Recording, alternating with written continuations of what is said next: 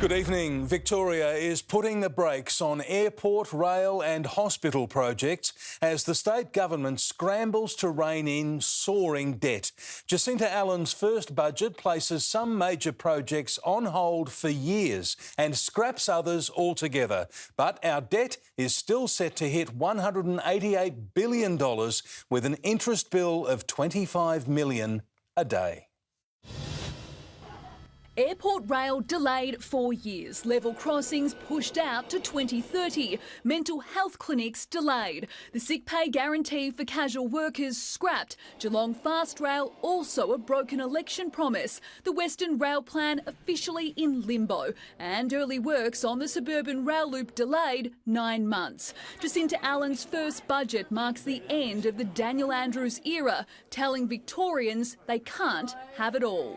This will be revealed as a budget that is making the sensible and disciplined decisions that are about recognising the challenges that we are faced with. At the top of the challenge list is airport rail. Victorians won't step foot on a train to Tullamarine until at least 2033.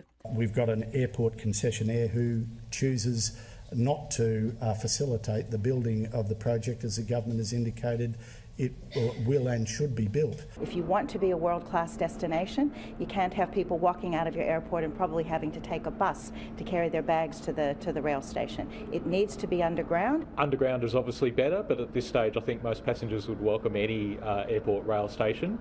In healthcare, 35 of 50 mental health hubs have been delayed, a promise now broken. It will hit a lot of people hard in terms of both their anticipation of realising reform and realising better service and access to care.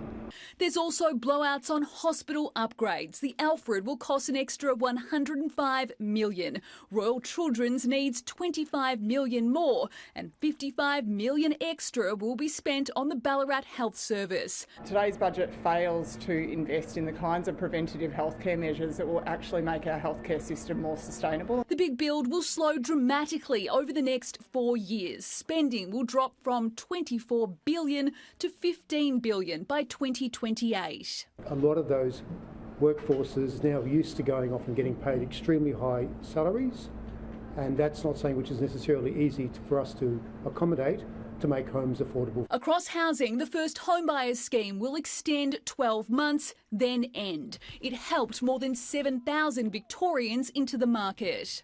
We welcome the extension of the Home Buyer Fund. Until something changes in property tax, there will be no change for housing affordability in Victoria. Casual workers will no longer be paid on sick days, a COVID initiative also gone. That was an important project that looked after working people, particularly casuals, who are mainly women and people of colour. Business sees this as a bonus. We are paying casuals in addition to what they would normally be paid as a full-time worker. They get the 25% bonus. And even with cutbacks, delays and scrapping projects, the state's debt will soar to $188 billion. The interest bill by then, $25 million every day.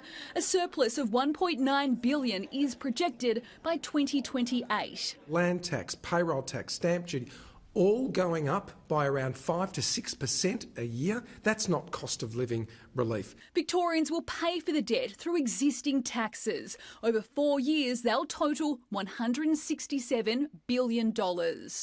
Parents with children in state schools will receive a $400 credit for expenses, but the promised pre-prep program will be slowed down from 2032 to 2036.